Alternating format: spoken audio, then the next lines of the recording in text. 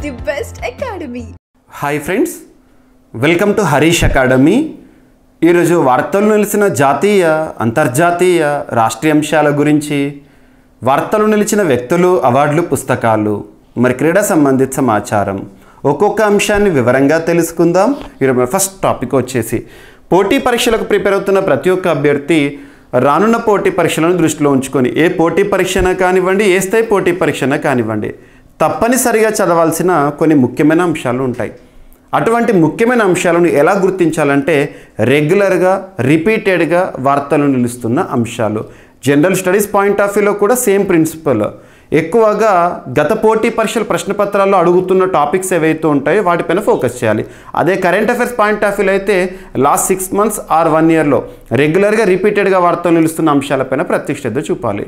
అలా current affairs point of వ్యూలో వార్తలు నిలుస్తున్న సూచీల గురించి కానివ్వండి, నివేదికలకు సంబంధించి కానివ్వండి, ర్యాంకింగ్స్ రిలేటెడ్గా కానివ్వండి, ఖచ్చితంగా ఏ పోటీ పరీక్ష అయినా, ఏ స్థాయి పోటీ పరీక్ష అయినా క్వశ్చన్స్ వస్తాయి. ఈరోజు అలాంటి ఒక టాపిక్, వార్తలు నిలిచిన ఒక సూచి, హెన్లీ పాస్పోర్ట్ ఇండెక్స్. వార్తలు నిలిచిన సూచి పేరు పాస్పోర్ట్ ఇండెక్స్. ఏదైనా ఒక సూచి గురించి మనం తెలుసుకునేటప్పుడు ఏ పాయింట్స్ పైన ఫోకస్ చేయాలంటే ఆ సూచి యొక్క పేరేంటి, సూచి యొక్క పేరు, ఆ సూచిని విడుదల చేసే సంస్థ పేరేంటి, నెక్స్ట్ వచ్చేసి ఆ సంస్థ యొక్క ప్రధాన కేంద్రం ఎక్కడ ఉంది, ఆ సూచి ఈరోజు విడుదలవుతూ వార్తలు వచ్చిన ఆ సూచికి సంబంధించి టాప్ కంట్రీ అంటే అందులో టాప్ పొజిషన్లో నిలిచిన దేశం ఏంటి, భారతదేశం యొక్క స్థానం ఎంత, చివరి స్థానంలో నిలిచిన దేశం ఏంటి. సో ఇటువంటివి అండ్ ఏమైనా మిస్లేనియస్ పాయింట్స్ ఉంటే మిస్లేనియస్. ఉదాహరణ తీసుకుంటే స్కోరింగ్, టాప్ పొజిషన్లో నిలిచిన కంట్రీ యొక్క స్కోర్ ఎంత, భారతదేశం యొక్క స్కోర్ ఎంత, బాటమ్ పొజిషన్లో నిలిచిన దేశం యొక్క స్కోర్ ఎంత, ఏ అంశాలను పరిగణలోకి తీసుకొని ఆ సూచిని విడుదల చేయడం జరుగుతుంది. ఇటువంటి పాయింట్స్ పైన మనం ఫోకస్ చేయాల్సి ఉంటుంది. సో ఇక్కడ ఎగ్జాంపుల్గా మనం చూస్తే వార్తలు నిలిచిన సూచి పేరు ఏంటంటే పాస్పోర్ట్ ఇండెక్స్. పాస్పోర్ట్ అంటే మీ అందరికీ తెలిసిందే. ఇక్కడ అబ్జర్వ్ చేస్తే పాస్పోర్ట్, ఉదాహరణకు నేనున్నాను, నాకు పాస్పోర్ట్ ఎవరు మంజూరు చేస్తారు? భారత ప్రభుత్వం మంజూరు చేస్తుంది. మన దేశం లేదా ఏదైనా ఒక దేశం ఆ దేశ పౌరులకు పాస్పోర్ట్ని మంజూరు చేస్తుంది. మరి వీసా అంటే ఏంటి? మనం ఏ దేశానికైతే వెళ్ళాలనుకుంటున్నామో, ఉదాహరణకు టూరిజం పర్పసే కానివ్వండి, హైయర్ ఎడ్యుకేషన్ రిలేటెడ్గా కానివ్వండి, లేదా ఉన్నత ఉపాధి అవకాశాల కోసం కానివ్వండి, వేరే దేశం వెళ్ళాలనుకోండి, ఆ దేశం మనకు ఇచ్చే అనుమతిని వీసా అంటాము. వీసా లేనిదే వేరే దేశానికి మనం ప్రయాణించలేము. సో ఇటువంటివి ఇటీవల కాలంలో వీసా ఫ్రీ కంట్రీస్ అని చెప్పేసి చాలా మనం డిస్కస్ చేస్తున్నాము. రష్యా ఈ సంవత్సరం నుండి అని చెప్పేసి, శ్రీలంక ఈ సంవత్సరం నుండి భారతీయులకు వీసా ఫ్రీ ఎంట్రీని ఇస్తుందని, ఇవన్నీ మనం చూస్తున్నాం. కాబట్టి ఈ టర్మినాలజీ ఇంపార్టెంట్. సో ఇక్కడ పాస్పోర్ట్ ఇండెక్స్. సో పాస్పోర్ట్, శక్తివంతమైన పాస్పోర్ట్ ప్రపంచంలో ఏది ఉంది అని చెప్పేదే ఈ సూచి. ఇక్కడ అబ్జర్వ్ చేస్తే మరి హెన్లీ పాస్పోర్ట్ ఇండెక్స్, హెన్లీ సూచి పేరు ఏంటంటే హెన్లీ పాస్పోర్ట్ ఇండెక్స్ 2025, 2025 సంవత్సరానికి గాను ర్యాంకింగ్స్. మరి సూచిని ఎవరు రిలీజ్ చేస్తున్నారు? ప్రతి ఏటా ఎవరు రిలీజ్ చేస్తారంటే హెన్లీ అండ్ పార్ట్నర్స్ అనే సంస్థ. హెన్లీ అండ్ పార్ట్నర్స్ అనే సంస్థ. సంస్థ పేరు గుర్తుంచుకోవాలి. మరి ఆ సంస్థ యొక్క ప్రధాన కేంద్రం ఎక్కడ ఉంది అంటే లండన్ కేంద్రంగా పనిచేస్తుంది. సో ఇక్కడ అబ్జర్వ్ చేస్తే మరి ఈ సూచీలో ఈ సంవత్సరానికి గాను టాప్ పొజిషన్లో నిలిచిన దేశం ఏంటి? టాప్ పొజిషన్ నిలిచిన దేశం ఏదంటే సింగపూర్. వరుసగా ఈసారి కూడా టాప్ పొజిషన్లో నిలిచింది. సింగపూర్ యొక్క స్కోర్ వచ్చేసి, వాల్యూ వచ్చేసి 195. అంటే అర్థం ఏంటో చూడాలి. సింగపూర్ దేశానికి సంబంధించిన పాస్పోర్ట్ ఉన్న వ్యక్తి ఎవరైనా సరే ఆ పాస్పోర్ట్తో 195 దేశాలకు ఎటువంటి వీసా లేకుండానే ప్రయత్నించవచ్చు. ఎందుకంటే అక్కడ పాస్పోర్ట్ పొందితేనే అంత ఇంపార్టెన్స్, సో అంత శక్తివంతమైంది అన్నట్టు. సో ఇక్కడ వాల్యూ ఏంటంటే అన్ని దేశాలకు, అన్ని డెస్టినేషన్స్కి వీసా ఫ్రీగా వెళ్ళొచ్చు అనొచ్చు. సో ఇక్కడ ప్రపంచంలో అత్యంత శక్తివంతమైన పాస్పోర్ట్ సింగపూర్. సెకండ్ పొజిషన్లో జపాన్ ఉంది. జపాన్ యొక్క స్కోర్ ఎంత? 193. అంటే జపాన్ పాస్పోర్ట్ ఉన్నవాడు 193 దేశాలకు వెళ్ళొచ్చు అన్నట్టు. అండ్ నెక్స్ట్ ఎట్లా వెళ్ళొచ్చు? వీసా ఫ్రీ, వీసా అప్లై చేయకుండానే. ఇక భారత్, మరి ఈ సూచిలో భారతదేశం ఈ సంవత్సరానికి 85th పొజిషన్లో ఉంది. 85వ స్థానంలో ఉంది. 85వ స్థానం. గతంలో భారత్ 80వ స్థానంలో ఉంది, ఇప్పుడు 85వ స్థానానికి పడిపోయింది. భారత్ యొక్క స్కోర్ ఎంత అంటే 57. అంటే భారతదేశ పాస్పోర్ట్ ఉన్నవాడు 57 దేశాలకి వీసా రహితంగా, వీసా లేకుండానే వెళ్ళొచ్చు అన్నట్టు. మరి ఇందులో వీకెస్ట్ పాస్పోర్ట్, అత్యంత బలహీన పాస్పోర్ట్ ఏ దేశం అంటే మనకు తెలుసు కదా, తాలిబాన్ల హస్తగతమైన ఆఫ్ఘనిస్తాన్. అక్కడ ఎలాంటి ఆంక్షలు ఉంటాయో మనకు తెలుసు. సో ఆఫ్ఘనిస్తాన్ ఈ ఇండెక్స్లో 106th పొజిషన్, అంటే 106 దేశాలను కన్సిడర్ చేసి ర్యాంకింగ్స్ ఇచ్చారు. చివరి స్థానంలో ఆఫ్ఘనిస్తాన్ ఉంది. మరి ఆఫ్ఘనిస్తాన్ యొక్క స్కోర్ ఎంత అంటే 26. అంటే 26 దేశాలకు ఆఫ్ఘనిస్తాన్కి సంబంధించి పాస్పోర్ట్ ఉంటే ఎటువంటి వీసా అవసరం లేకుండానే వెళ్ళొచ్చు అన్నట్టు. సో ఇలా కాన్సెప్ట్ని అర్థం చేసుకోవాలి. సో ఇవన్నీ కూడా మీకు కవర్ అయిపోయినాయి. సో ఇక్కడ స్క్రిప్ట్ చూడండి. పాస్పోర్ట్ సూచీలో దిగజారిన భారత ర్యాంక్ 5 పాయింట్లు తగ్గి 85వ స్థానానికి. ఈ సంవత్సరం 85, లాస్ట్ టైం 80. ప్రపంచ పాస్పోర్ట్ సూచికలో భారత ర్యాంక్ దిగజారింది. 5 పాయింట్లు తగ్గి 85వ స్థానంలో నిలిచింది. సింగపూర్ వరుసగా రెండవసారి తన అగ్రస్థానాన్ని నిలబెట్టుకుంది. హెన్లీ అండ్ పార్ట్నర్ సంస్థ విడుదల చేసిన హెన్లీ పాస్పోర్ట్ సూచి 2025 ప్రకారం భారత్ 2024లో లభించిన 80వ స్థానాన్ని కన్నా 5 పాయింట్లు దిగజారి 85వ స్థానంలో నిలిచింది. ఇక పాకిస్తాన్, బంగ్లాదేశ్ వరుసగా 103, 101వ స్థానాల్లో నిలిచినాయి. America 9, China 60. ఇలా గుర్తుపెట్టుకోండి. ఇక 2006 నుండి 2025 వరకు డేటా పరిశీలిస్తే భారత్ 2021లో అతి తక్కువగా 91, 2021లో అత్యధికంగా 71వ ర్యాంకు పొందిందంట. గుర్తుపెట్టుకోండి. ఓకేనా? ఇక తరచు మనం వార్తలు నిలుస్తున్న అంశాల్లో గ్రోత్ రేట్ ప్రెడిక్షన్, ఎస్టిమేట్స్ గురించి చూస్తున్నాం. భారతదేశం యొక్క వృద్ధి రేటును అంచనా వేస్తున్న సంస్థలని, అంతర్జాతీయ సంస్థలు, జాతీయ సంస్థలు, రీసెంట్గా మొట్టమొదటిసారి భారత ప్రభుత్వం కూడా అంచనాలు రిలీజ్ చేసింది. ఇవన్నీ కూడా మనం చూస్తున్నాం. ఇక్కడ ప్రపంచ ఆర్థిక వృద్ధి రేటుకి సంబంధించి ఐక్యరాజ్య సమితి విడుదల చేసిన గణాంకాలు, న్యూయార్క్ కేంద్రంగా పనిచేస్తున్న UNO. సో 2025 సంవత్సరం, ఈ సంవత్సరంలో ప్రపంచ వృద్ధి రేటు, ఆర్థిక వృద్ధి రేటు 2.8%గా ఉండబోతోందని ఐక్యరాజ్య సమితి అంచనా వేసింది. అంచనా గుర్తుపెట్టుకోండి. ప్రస్తుత ఆర్థిక సంవత్సరంలో ప్రపంచ ఆర్థిక వ్యవస్థ వృద్ధి 2.8%గా నమోదయ్యే అవకాశం ఉందని ఐక్యరాజ్య సమితి అంచనా వేసింది. అమెరికా, చైనాల వృద్ధి రేటు నెమ్మదించొచ్చని, భారత్, ఇండోనేషియా ఆర్థిక వ్యవస్థలు మెరుగైన పనితీరు కనబరవచ్చుననే అంచనాను తన నివేదికలో వ్యక్తం చేసింది. ఐరోపా కూటమి, జపాన్, బ్రిటన్ల ఆర్థిక వ్యవస్థలు స్వల్పంగా పుంజుకోవచ్చని పేర్కొనడం జరిగింది. ఇక IMD, ఇండియన్ మెట్రలాజికల్ డిపార్ట్మెంట్ ఏర్పాటై 150 ఏళ్ళు. 1875 సంవత్సరం జనవరి 15న ఏర్పాటైంది. భారత వాతావరణ సంస్థ అంటాం కదా, వాతావరణ విభాగం అంటాము. సో 150th సెలబ్రేషన్ అనేది ఇక్కడ వార్తల్లోకి వచ్చింది. అవిభక్త అంటే అఖండ భారతదేశం. మన భారతదేశం నుండే ప్రస్తుత పాకిస్తాన్ ఏర్పాటైంది. మన భారతదేశం నుండే ప్రస్తుత బంగ్లాదేశ్ని చూడడం జరుగుతుంది. ఇవన్నీ మనకు తెలుసు. అవిభక్త భారతదేశం అంటే దేశం విభజన జరగకముందు. అవిభక్త భారతదేశంలో బ్రిటిష్ పరిపాలనా కాలంలోనే ఏర్పాటైన వాతావరణ విభాగం ఇండియన్ మెట్రలాజికల్ డిపార్ట్మెంట్కు ఈ నెల అంటే జనవరి మంత్ 15తో 150 ఏళ్ళు పూర్తవుతాయి అంట. ఈ సందర్భంగా నిర్వహించే ఉత్సవాలకు ఉమ్మడి భారత్లోని దేశాలను ప్రభుత్వం ఆహ్వానించింది.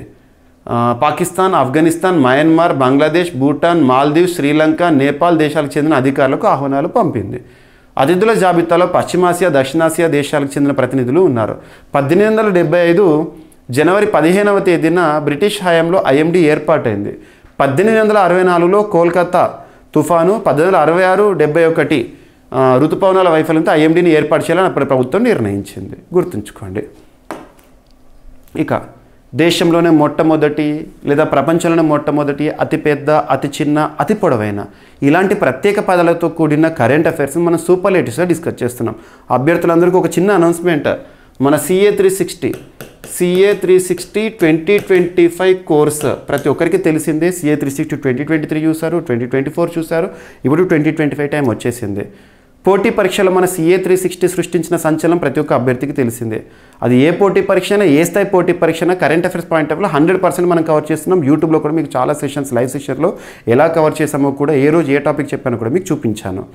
ఇక 2025 కోర్స్కి సంబంధించి ఆల్రెడీ ఈ కోర్స్ని ప్రారంభించడం జరిగిందంటే అనౌన్స్ చేశాను.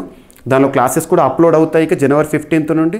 సో ఓల్డ్ ఆస్పిరెంట్స్కి నేను స్పెషల్గా కూపన్ అనేది ఇచ్చాను, ఇప్పటికి 2 times ఇచ్చాను. సో ఇక సంక్రాంతి పర్వదినాన్ని దృష్టిలో ఉంచుకొని అభ్యర్థుల కోరిక మేరకు మరొకసారి మన జీవీకే స్టడీ సర్కిల్ యాప్లో అన్ని కోర్సులపై భారీ ఆఫర్ని ప్రకటించడం జరిగింది. ఓల్డ్ ఆస్పిరెంట్స్కి కూపన్ని కూడా ప్రొవైడ్ చేశాను. ఇది యాక్చువల్గా టెక్నికల్గా కూపన్స్ అనేవి మల్టిపుల్ టైమ్స్ ఇవ్వడం పాసిబుల్ కాదు, అయినా కూడా మీకోసం చేయడం జరిగింది. సో ఇక్కడ కోర్స్ పైన మీకు భారీ ఆఫర్ అనేది అనౌన్స్ చేశాను. ఎవరైతే ఓల్డ్ ఆస్పిరెంట్స్ ఉంటారో వాళ్ళు, ఓల్డ్ సబ్స్క్రైబర్స్ ఉంటారో మన యాప్లో, కూపన్ యూటిలైజ్ చేయండి. అండ్ ఇంకొకటి ఏంటంటే పోటీ పరీక్షలు, ఏ పోటీ పరీక్ష అయినా, ఏ స్థాయి పోటీ పరీక్ష అయినా జనరల్ స్టడీస్ పాయింట్ ఆఫ్ వ్యూలో ఖచ్చితంగా చదవాల్సిన కొన్ని ఫోకస్ ఏరియాస్ ఉంటాయి, పాయింటర్స్. అంటే ఆ ఏరియా నుండి క్వశ్చన్ లేకుండా క్వశ్చన్ పేపర్ ఎక్స్పెక్ట్ చేయలేము. అలా ఒక 80 to 90 టాపిక్స్ ఉంటాయి సబ్జెక్టుల వారీగా, polity, economy, geography, history, science and technology ఇలా. సో అలా ఆయా సబ్జెక్టుల వారీగా ఇంపార్టెంట్ ఏరియాస్ ఏవైతే ఉంటాయో వాటితో కూడిన కోర్సు మీకు ఆల్రెడీ తెలుసు. 2022-2023 పోటీ పరీక్షల్లో మిషన్ 100 గురించి ప్రతి ఒక్కరు విన్నారు. సో మరొకసారి ఇక కొత్త కోర్సు లాంచ్ చేశాను 2025, ఈ రోజునే లాంచ్ చేశాను. సో అభ్యర్థులకు ఇనాగ్రల్ ఆఫర్లో భాగంగా మిషన్ 100 కోర్స్ని కూడా జీవీకే స్టడీ సర్కిల్ యాప్లో అందుబాటులో ఉంచాను. సో ప్రతి ఒక్కరు కూడా యాప్ ఇన్స్టాల్ చేసేసుకొని ఆ కోర్సులో కంటెంట్ కూడా చూడండి, ఓకేనా? సో మీకు ఏమైనా డౌట్స్ ఉంటే యాప్లో మెసేజ్ కూడా చేయొచ్చు. సో ఇక్కడ మన టాపిక్లోకి వెళ్తే, భారతదేశంలో మొట్టమొదటి గ్రీన్ హైడ్రోజన్ హబ్ ఇటీవల ఎక్కడ ఏర్పాటైందంటే, రీసెంట్గా భారత ప్రధాని నరేంద్ర మోదీ గారు ఆంధ్రప్రదేశ్ రాష్ట్ర పర్యటన చేశారు కదా, అందులో భాగంగా శంకుస్థాపనలో అనకాపల్లి డిస్టిక్లో దీన్ని లాంచ్ చేయడం జరిగింది, అంటే ఇనాగ్రేషన్ చేయడం జరిగింది, గుర్తుంచుకోండి. సో పుడిమడాక ప్రాంతంలో అనకాపల్లి డిస్టిక్లో భారతదేశంలోనే మొట్టమొదటి గ్రీన్ హైడ్రోజన్ హబ్ని ఇటీవల ఎక్కడ ఏర్పాటు చేశారంటారు. సో గ్రీన్ హైడ్రోజన్ మిషన్లో భాగంగా ఇక భారత ప్రధాని నరేంద్ర మోదీ గారు ఈ నెల జనవరి మంత్ 13th రోజున ప్రారంభించబోతున్న, లాంచ్ చేయబోతున్న, ఓపెన్ చేయబోతున్న ఒక డిఫెన్స్ జెడ్మార్ టనెల్ అనేది వార్తల్లోకి వచ్చింది. ఎక్కడ అంటే జమ్మూ కాశ్మీర్లో. దాని యొక్క పొడవు, ఒక టనెల్ పొడవు ముఖ్యంగా మనకు జమ్మూ కాశ్మీర్, లడాక్, హిమాచల్ ప్రదేశ్ కానివ్వండి, ఈ ప్రాంతాల్లో ఎక్కువగా సెక్యూరిటీ పరంగా, డిఫెన్స్ పరంగా ఇంపార్టెంట్, ఎందుకంటే అంతర్జాతీయ సరిహద్దులనే మనం చూస్తాం కాబట్టి. సో అక్కడ ఇది స్ట్రాటజిక్గా ఉంటుంది డిఫెన్స్ పాయింట్ ఆఫ్ వ్యూలో. జెడ్మార్ టన్నెల్ అనేది ఇటీవల వార్తల్లోకి వచ్చింది. ఏ రాష్ట్రంలో, ఇది ఏ కేంద్రపాలిత ప్రాంతంలో అంటే జమ్మూ కాశ్మీర్లో. సో ఇక్కడ దాని యొక్క పొడవు వచ్చేసి 6.5 కిలోమీటర్స్. లొకేషన్ వచ్చేసి గండర్బల్ డిస్టిక్ అలాంగ్ శ్రీనగర్ లే హైవేలో. And all weather road connectivity between Ladakh and rest of the country. Inauguration అనేది 13th Jan, అంటే ఈ నెల 13వ తేదీన కాబోతుంది. ఇక అందుబాటులోకి భారతీయుల జన్యు విశ్లేషణ అనేది వార్తల్లోకి వచ్చింది. ఔషధాల తయారీకి ఉపయోగం అని చెప్పేసి. జన్యు సంబంధ వ్యాధులపై పరిశోధనలకు, ఔషధాల తయారీకి ఉపయోగపడే భారతీయుల జన్యు విశ్లేషణ సమాచారం అందుబాటులోకి వచ్చింది. జీనోమ్ ఇండియా ప్రాజెక్టులో భాగంగా 10,000 మంది దేశ ప్రజల జన్యువులను విశ్లేషించి ఈ డేటాను తయారు చేశారు. ఢిల్లీలో జరిగిన జీనోమిక్స్ డేటా కాంక్లేవ్లో ఈ డేటాను విడుదల చేశారు. పరిశోధకులకు ఉపయోగపడేలా ఇండియన్ బయాలజికల్ డేటా సెంటర్ పోర్టల్లో ఈ డేటాను అందుబాటులో ఉంచారు. భారతీయ జనాభా ప్రత్యేక జన్యు నమూనాలను అర్థం చేసుకునేందుకు ఈ డేటా కీలకమని, జన్యు జీవ సాంకేతికత విజ్ఞాన పరిశోధనలు ఇది మైలురాయిగా నిలబడుతుందని భారత ప్రధాని గారు జాతిని ఉద్దేశించి చెప్పడం జరిగింది. ఇక యూరియా ప్రొడక్షన్, వ్యవసాయ రంగానికి సంబంధించి యూరియా ప్రొడక్షన్కి సంబంధించి ఇటీవల గణాంకాలు విడుదలయ్యాయి. 2011-12 ఆర్థిక సంవత్సరం నుండి 2023-24 రీసెంట్గా ముగిసిన ఆర్థిక సంవత్సరం వరకు, గత ఆర్థిక సంవత్సరం వరకు భారతదేశంలో యూరియా ఉత్పత్తి అనేది ఏ విధంగా ఉందంటే, అంతకుముందు ఈ పీరియడ్లో 22 మిలియన్ టన్స్ యూరియా ఉత్పత్తి అయితే 2023-24 ఆర్థిక సంవత్సరం ముగిసేసరికి అది కాస్త 31.4 మిలియన్ టన్నులకి చేరింది యూరియా ప్రొడక్షన్. ఇంపార్టెంట్. కేంద్ర ప్రభుత్వ గణాంకాలు. ఇంపోర్ట్స్, దిగుమతులు తగ్గాలి భారతదేశంలో, గుర్తుంచుకోండి. ఇక్కడ దిగుమతులు, ఇంపోర్ట్స్ అనేవి అప్పుడు 2011-12లో యూరియా ఇంపోర్ట్స్ అనేవి 7.8 మిలియన్ టన్స్ ఉంటే ఇప్పుడు ఎంతకు వచ్చింది? 7 మిలియన్ టన్స్కి వచ్చింది. అంటే ఇంపోర్ట్స్ రెడ్యూస్ చేసుకోవడం జరుగుతుంది. అంటే మనం తయారు చేసుకుంటున్నాం, చివరికి ఎలా ఉండాలంటే మనమే ఎగుమతి చేసే స్థాయికి వెళ్ళాలి, గుర్తుంచుకోండి. తెలంగాణ రాష్ట్రానికి సంబంధించి ఒక బిల్లు భూభారతి బిల్లుకు గవర్నర్ ఆమోదం తెలపడం జరిగింది. గతంలో మనం ధరణి ఇవన్నీ చూసాం కదా, ఇప్పుడు కొత్త ప్రభుత్వము భూభారతి. రూపుదాల్చిన కొత్త రెవెన్యూ చట్టం ROR 2025 త్వరలోనే అమల్లోకి తీసుకొస్తామని చెప్పేసి మంత్రి పొంగులేటి గారు, కన్సర్న్ మినిస్టర్, రెవెన్యూ శాఖ మంత్రి గారు చెప్పారు. రాష్ట్ర ప్రభుత్వం నూతనంగా రూపొందించిన భూభారతి బిల్లుకు తెలంగాణ రాష్ట్ర గవర్నర్ జిష్ణుదేవ్ వర్మ గారు ఆమోదం తెలిపారు. ఈ మేరకు రాష్ట్ర ప్రభుత్వం గెజిట్ నోటిఫికేషన్ని జారీ చేసింది.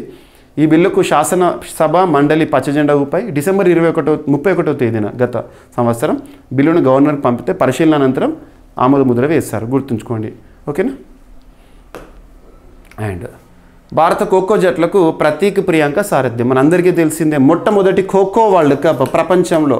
సో మొట్టమొదటి ఖోఖో వరల్డ్ కప్కి ఆతిథ్యం ఇవ్వబోతున్న దేశం ఏంటంటే మన భారతదేశము. సో జనవరి 13th నుండి ఈ టోర్నమెంట్ జరగబోతుంది, జనవరి 13th, 2025. సో గుర్తుంచుకోండి, న్యూఢిల్లీ వేదికగా. అండ్ దీనికి అంబాసిడర్గా కూడా ప్రముఖులను నియమించారు. ఇక ఉదాహరణ తీసుకుంటే సల్మాన్ ఖాన్ లాంటి ప్రముఖులను కానివ్వండి, అండ్ ఇటీవలే ఈ ట్రోఫీ లాంచింగ్ కానివ్వండి, మస్కట్ లాంచింగ్ కానీ ఇవన్నీ కూడా మనం డిస్కస్ చేస్తాం మన డైలీ కరెంట్ అఫైర్స్లో. సో ఖోఖో జట్లకి సారథ్యం వహించబోతున్న వారు ఎవరంటే ప్రతీక్ ప్రియాంకను అంట. సో ఇక్కడ తొలి ఖోఖో ప్రపంచ కప్లో పాల్గొనే భారత జట్లకు ప్రతీక్ వాలీకర్, ప్రియాంక ఇంగ్లే సారథ్యం వహించనున్నారు. సుమిత్ భాటియా, అశ్విని కోచ్లుగా వ్యవహరించనున్నారంట. గుర్తుపెట్టుకోండి, ఓకేనా. ఈ ప్రపంచ కప్లో పురుషుల విభాగంలో 20 జట్లు, మహిళల కేటగిరీలో 19 జట్లు పోటీ పడతాయి. జవహర్లాల్ నెహ్రూ స్టేడియం ఢిల్లీలో జరగబోతున్నాయి టోర్నమెంట్స్. సో లెబనాన్ దేశానికి నూతన అధ్యక్షుడిగా జోసెఫ్ ఔన్ గారు ఇటీవల వార్తల్లోకి వచ్చారు. లెబనాన్ నూతన అధ్యక్షుడిగా ఆ దేశ సైనిక కమాండర్ జోసెఫ్ ఔన్ ఎన్నికయ్యారు. దీంతో 2 ఏళ్లుగా ఖాళీగా ఉన్న అధ్యక్ష పదవి భర్తీ అయింది. ఇజ్రాయెల్, హెజ్బొల్లా మధ్య 14 నెలల ఘర్షణకు ముగింపు పలుకుతూ కాల్పుల విరమణ ఒప్పందం కలిగిన కొన్ని వారాల్లోనే ఈ అంశం వార్తల్లోకి వచ్చింది. ఏం లేదు, లెబనాన్ దేశాన్ని నూతన అధ్యక్షుడిగా ఎవరు వార్తల్లోకి వచ్చారంటారు. ఎగ్జామినేషన్ పాయింట్ ఆఫ్ వ్యూ డైరెక్ట్గా గుర్తుపెట్టుకోండి. సో ఈరోజు వార్తలు నిలిచిన అంశాలను ఒకసారి ర్యాపిడ్గా చూస్తే పాస్పోర్ట్ ఇండెక్స్ వార్తల్లోకి వచ్చింది. సో 2025 ప్రపంచ వృద్ధి రేటు ఎంత అని చెప్పేసి ఐక్యరాజ్య సమితి అంచనా వేస్తుంది. అవిభక్త భారత IMDకి ఇండియన్ మెట్రలాజికల్ డిపార్ట్మెంట్కి 150 years రాబోతున్నాయి. సో భారతదేశంలో మొట్టమొదటి గ్రీన్ హైడ్రోజన్ హబ్ అనకాపల్లి జిల్లాలో. భారత ప్రధాని నరేంద్ర మోదీ గారు లాంచ్ చేయబోతున్న విమోర్ టన్నెల్ జమ్మూ కాశ్మీర్లో. అందుబాటులోకి భారతీయుల జన్యు విశ్లేషణ అనే అంశము. అండ్ యూరియా ప్రొడక్షన్ భారతదేశంలో ఏ విధంగా ఉంది అని. అండ్ భూభారతి తెలంగాణ రాష్ట్రానికి సంబంధించిన బిల్లు. భారత ఖోఖో జట్లకు సారథ్యం వహించేవారు ఎవరు, ఆతిథ్యం ఇచ్చేవారు ఎవరు. అండ్ లెబనాన్ దేశానికి నూతన అధ్యక్షుడిగా జోసెఫ్ ఔన్ గారు వార్తల్లోకి వచ్చారు. సో ఇవి ఫ్రెండ్స్ ఈరోజు వార్తలు నిలిచిన అంశాలు. మిస్లేనియస్ అంశాలను మిగిలిపోతే రేపటి క్లాస్లో జోడించి మరొకసారి నేర్చుకుందాం. రేపు కలుద్దాం. Thank you.